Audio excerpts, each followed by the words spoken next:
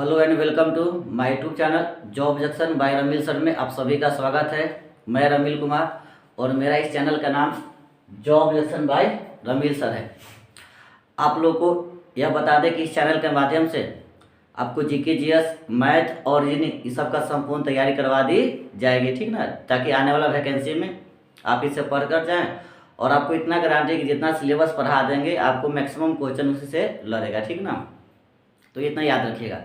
और आपको GK GS का हम इतना पूछताछ कर देंगे ताकि हर एक क्वेश्चन आपके दिमाग में गुजरते रहेगा। इसलिए हम लोग कंपटीशन के पूछताछ करने के लिए हम प्रत्येक दिन रात्रि में 8:30 बजे लाइव आते हैं, ठीक ना, जिसमें बहुत सारा मैक्सिमम क्वेश्चन पूछा जाता है, ठीक ना, ताकि आपको उसका आंसर कमेंट में लिखना पड़ता है। तो आप इस चैनल को ज़्यादा सब्सक्राइब करें, शेयर करें और लाइक बटन को दबाएं अगर आपको वीडियो अच्छा लगे तब, ठीक ना। तो हम आपको बता दें कि इससे पहले इतिहास का 11 वीडियो अपलोड हो चुका है, ठीक ना, और हड़प्पा सभ्यता के 4 वीडियो उसी में है, ठीक ना। तो अगर जो भी लोग इस चैनल पर नए हैं तो पहले शुरुआत से वो वीडियो को देख लीजिए, तब जाकर यह सारी चीज़ समझ में आएगा। और इतिहास दम शुरुआत से पढ़ाया गया है, ठीक ना, दम शुरुआत से आपको पढ़ाया जा रहा है, बीच में कुछ भी छोड़ा जा रहा नहीं है, ठीक ना। और आपको बता दें कि इतिहास एक ऐसा टॉपिक है जो बीपीएससी, बिहार दरोगा हो गया, रेलवे हो गया, बिहार पुलिस हो गया, इस सब प्रश्न, इस सब एग्जाम में मान के चलिए, बिहार सचिवालय हो गया, इतिहास का प्रश्न ज़्यादातर रहते हैं, ठीक ना।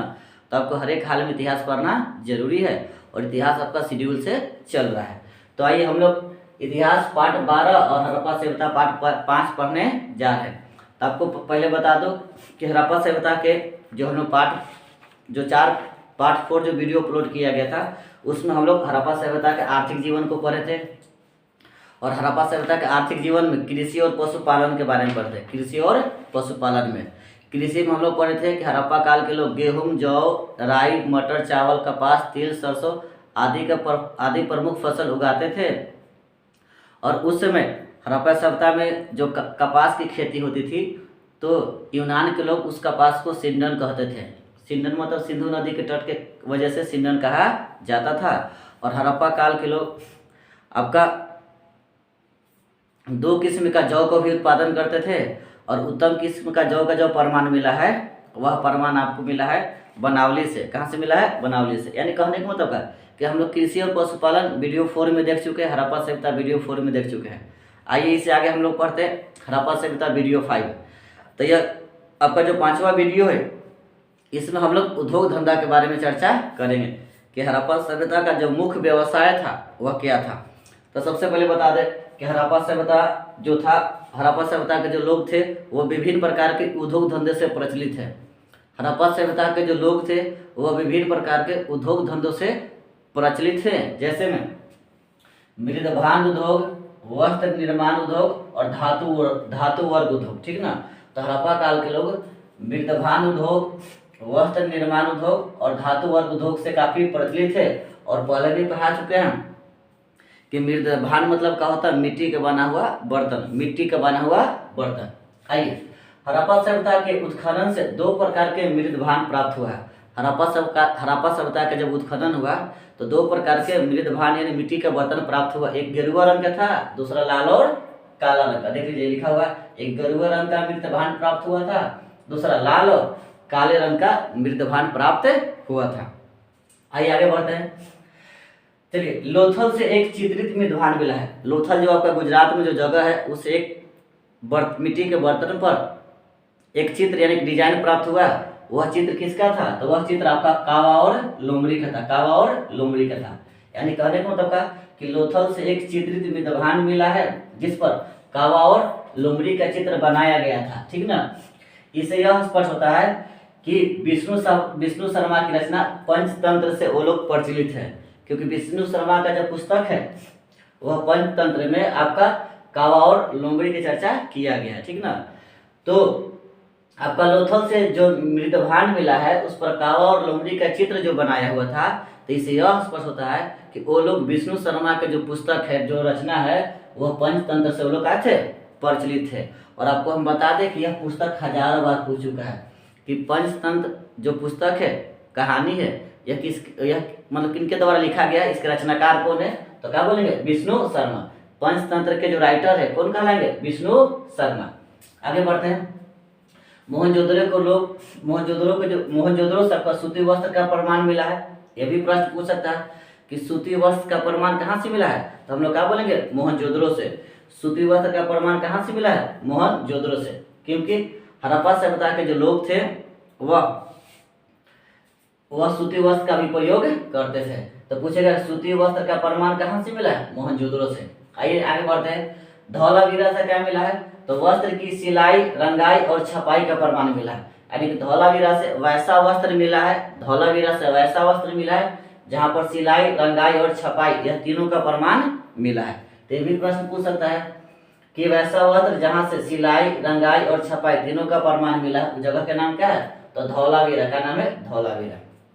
आते हैं, मोहनजोदड़ो से नृत्य करती काशी की नर्तकी की मूर्ति प्राप्त हुआ है। ये भी प्रश्न आपको पूछ सकता है कि नृत्य करती हुई काशी की नर्तकी मतलब जो डांसर होती है, ठीक है, उसका मूर्ति कहाँ से प्राप्त हुआ है, तो हम लोग कहाँ से बोलेंगे, मोहनजोदड़ो से। यानी कि मोहनजोदड़ो से नृत्य करते कासा का मूर्ति प्राप्त हुआ है, जो कहाँ से प्राप्त हुआ है, मोहनजोदड़ो से, जो भ्रष्ट मोम तकनीक से बना था। आखिर वह जो आपका जो मूर्ति था, नर्तकी का जो मूर्ति था, वह किससे बना हुआ था, तो भ्रष्ट मोम तकनीक से बना हुआ था, भ्रष्ट मोम तकनीक से बना हुआ था।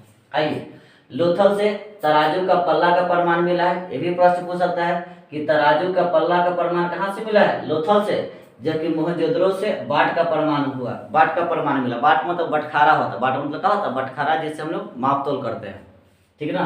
तो याद रखिएगा, लोथल से तराजू का प्रमाण मिला है, जबकि मोहनजोदड़ो से वाट का प्रमाण मिला है।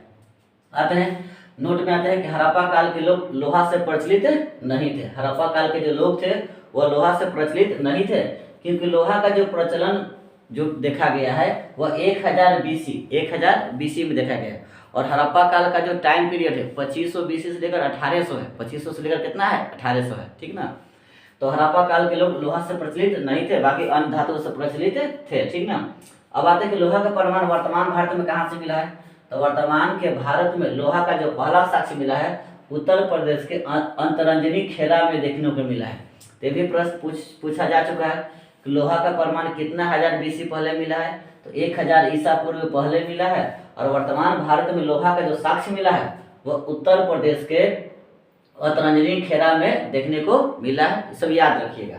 आते हैं, हड़प्पा काल का लोगों का जो मुख्य व्यवसाय था, मुख्य व्यवसाय व्यापार था। और पहले भी पढ़ चुके हैं कि हड़प्पा काल के जो शासक वर्ग थे वह मुख्य रूप से व्यापारी थे, क्या उन लोगों की संख्या क्या था, ज्यादा था। तो हड़प्पा काल का जो मुख्य व्यवसाय था वह क्या था, व्यापार था। और किन किन बंदरगाहों से व्यापार करते वो देख लीजिए, आइएगा। तो हड़प्पा काल के लोगों का जो मुख्य व्यवसाय क्या था, व्यापार था। और इस काल में राष्ट्रीय एवं अंतर्राष्ट्रीय दोनों प्रकार के व्यापार प्रचलित है। यानी कि राष्ट्रीय मतलब का अपना एक ही देश में भी व्यापार प्रचलित था, और एक देश से दूसरे देश में भी क्या था, प्रचलित था, ठीक ना। तो हड़प्पा और चलिए देखा जाए, और सर्वाधिक अंतर्राष्ट्रीय व्यापार कहाँ से होता था, मेसोपोटामिया से। एक ही याद रखिएगा कि हड़प्पा काल का सर्वाधिक अंतर्राष्ट्रीय व्यापार किसके साथ होता था, तो मेसोपोटामिया की सभ्यता के साथ। और हम लोग पहले पढ़ चुके हैं कि मेसोपोटामिया जो है आपका दजला और फ्रात नदी का तट पर था, दजला और फ्रात नदी के तट पर था। तो सर्वाधिक अंतर्राष्ट्रीय व्यापार जो हड़प्पा सभ्यता करते थे कहाँ से, मेसोपोटामिया से। आइए, हड़प्पा और मेसोपोटामिया के जो व्यापारिक क्षेत्र में, हड़प्पा और मेसोपोटामिया के बीच जो व्यापारिक क्षेत्र में आपका दो व्यापारिक क्षेत्र आता है। यह एक व्यापारिक क्षेत्र का नाम है दिलमून, दूसरा नाम है माकन। आप इसे व्यापारिक क्षेत्र भी कह सकते हैं या बंदरगाह भी कह सकते हैं, दोनों कह सकते हैं। तो हड़प्पा और मेसोपोटामिया के बीच का जो व्यापारिक क्षेत्र है, जो बंदरगाह था, एक था दिलमून, दूसरा था माकन। दिलमून और माकन मध्यस्थता करता था। अब आता है दिलमून का प्रमाण कहाँ से मिला है, ठीक है ना। तो आइए देखते हैं। तो दिलमून की पहचान वर्तमान समय फारस की खाड़ी में स्थित बहरीन से की गई है। ये भी याद रखिएगा। आखिर दिलमून कहाँ पर है, तो वर्तमान में जो दिलमून का जो पहचान हुआ है वह फारस की खाड़ी में स्थित बहरीन से की गई है। जबकि माकन की प्रमाण जो है, माकन की जो पहचान है, ठीक ना, माकन की जो पहचान है वह मकरान तट से की गई है। तो याद रखिएगा कि आपका जो यह दिलमून है, यह दिलमून कहाँ पर है, तो वर्तमान फारस की खाड़ी, वर्तमान कहाँ पर है, फारस की खाड़ी में स्थित बहरीन से की गई है। जबकि माकन का जो प्रमाण है, माकन का जो प्रमाण है, यह इसका पहचान मकरान तट से की गई है। तो दोनों याद रखिएगा। यानी कहने का मतलब का कि हड़प्पा और मेसोपोटामिया के बीच जो व्यापार होता था, इसका जो मुख्य बंदरगाह है एक दिलमुन है, दूसरा क्या है, माकन है, दिलमुन और माकन। तो दिलमुन वर्तमान फारस की खाड़ी में है, जबकि माकन जो है मकरान तट, कहाँ पर है, मकरान तट पर है। आइएगा, हड़प्पावासी माप तौल से भी काफी प्रचलित है। माप के देखिए वहां पर आपका हड़प्पा के लोग तराजू का भी प्रमाण मिला है और मोहनजोदड़ो से वाट का भी प्रमाण मिला है, यानी कि माप तौल से काफी वो लोग क्या थे, प्रचलित है। तो हड़प्पावासी माप तौल से काफी प्रचलित है और इसमें वह लोग इस गिनती में 16 एवं उनके गुणज का प्रयोग करते थे, यानी कि जो माप तोल करते थे तो उनका जो गिनती था वह 16 था और 16 का गुणज मतलब वही 16 16 दूना 32 तरह का गुणज था।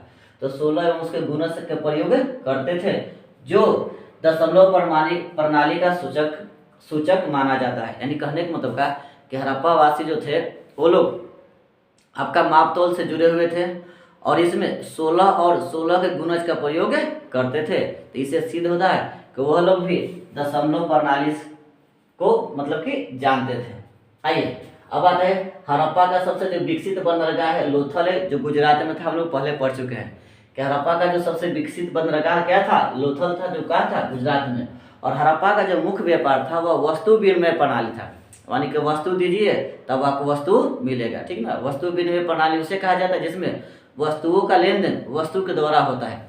अभी भी आप लोग देखे होंगे गांव घर में कि लोग आलू प्याज नमक वगैरह जो बेचने आता है तो हम लोग धान से खरीदते हैं, ठीक ना, धान या चावल से खरीदते हैं। तो जो भी वस्तु जो हम वस्तु से खरीदते हैं तो उसे क्या बोलेंगे, वस्तु विनिमय प्रणाली। और हमें इतना तो पता है कि सब लोग इससे क्या जुड़े हुए हैं, वस्तु विनिमय प्रणाली जा रहे हैं, तो वस्तु देंगे तो वस्तु क्या होगा, मिलेगा, ठीक ना। चलिए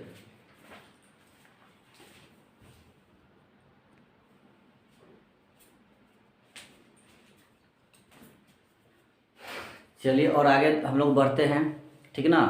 अब देखते हैं हड़प्पा सभ्यता के जो लोग थे जो वस्तु को आयात या निर्यात करते थे वह कहाँ से या किन क्षेत्रों से करते थे, ठीक ना।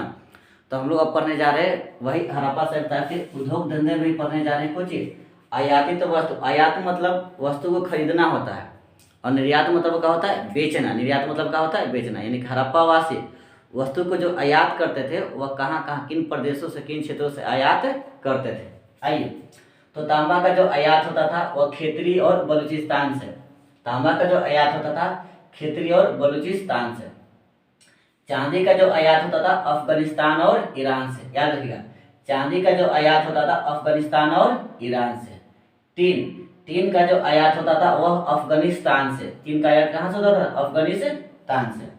उसके बाद है सोना, तो सोना का जो आयात होता था अफगानिस्तान और ईरान से। सोना का जो आयात होता था अफगानिस्तान और ईरान से। उसके बाद है गोमेद। अब गोमेद क्या है ये हमें भी नहीं पता है, ठीक है, लेकिन याद कीजिएगा, आप लोग एग्जाम में पूछ सकता है। तो गोमेद का जो आयात होता था वह सौराष्ट्र प्रांत से। सौराष्ट्र मतलब गुजरात में है, तो गोमेद का जो आयात होता था वह सौराष्ट्र से।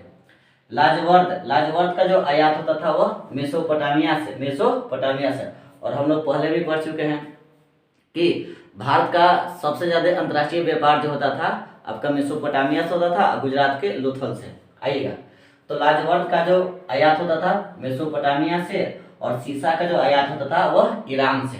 एक बार और देख लेते हैं। तांबा का आयात खेतरी और बलूचिस्तान। चांदी अफगानिस्तान और ईरान।